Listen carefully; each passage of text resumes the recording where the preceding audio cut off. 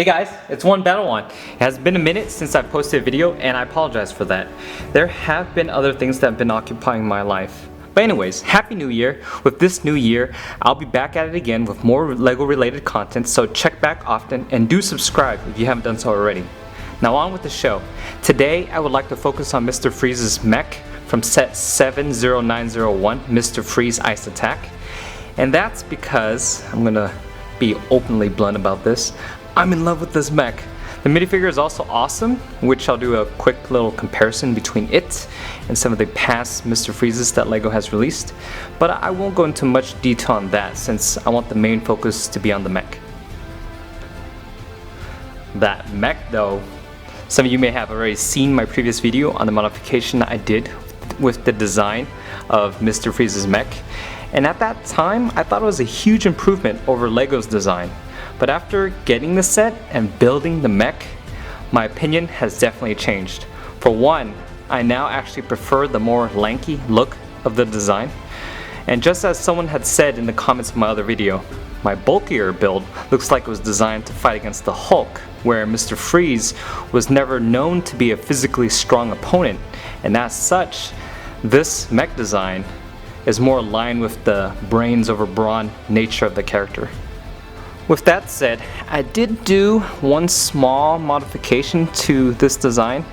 I removed the console piece that normally goes inside right there, and that allowed me to sit Mr. Freeze down lower inside the cockpit, and I think it looks better this way since he doesn't look as out of place and overextended like how it is on the original design.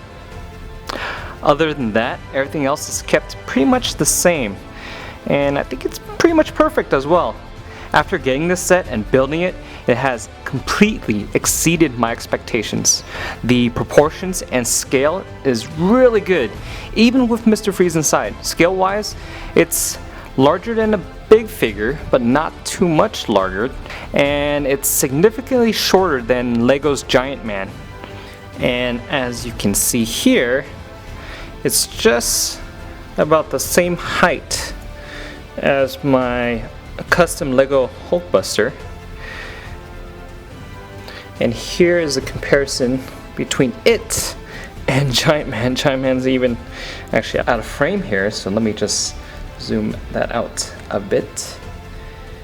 And there we go. You get an idea of the size difference between the two. It's dramatic, almost one head kind of height of Giant Man of a difference. The key in this entire design is centered around this new frame mold, as I like to call it. Not only is it used to hold Mr. Freeze, but it also has connection points for the limbs. As you can tell, it is a very purpose-driven new piece that has been really well implemented, not only here, but also for the Nexo Knights mechs. And just as I mentioned from my previous video, I also really like the design on the back for the backpack with the various trans blue pieces to represent tubes or tanks, and with the little dish piece to represent the source for the power pack, or for the power of the pack. I also like how the handlebar element is used to kind of help frame the look of the cockpit, and it acts sort of like a brace also.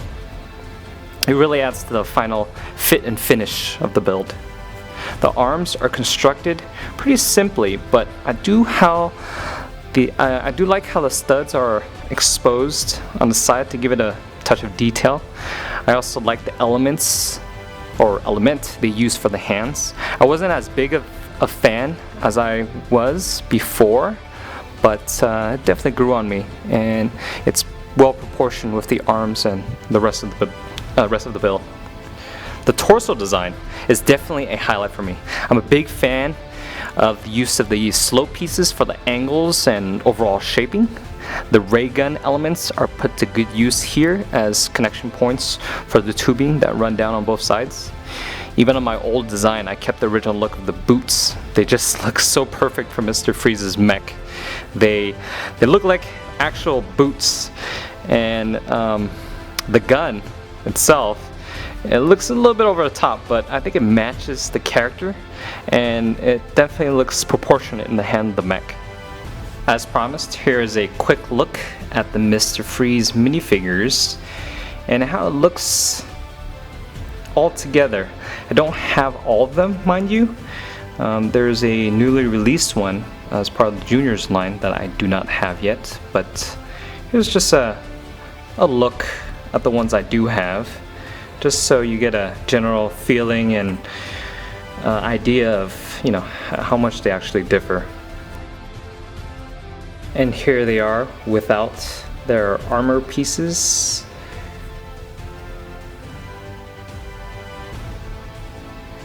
Notice how this particular Freeze figure is completely blank with no printing on his torso and legs whatsoever. The exclusivity is from the actual head printing itself. And that's my quick review of Mr. Freeze's mech. I've shared with you my thoughts and opinion about it. Now it's your turn to share yours with the other viewers and myself in the comments below. And I'll see you in the next one.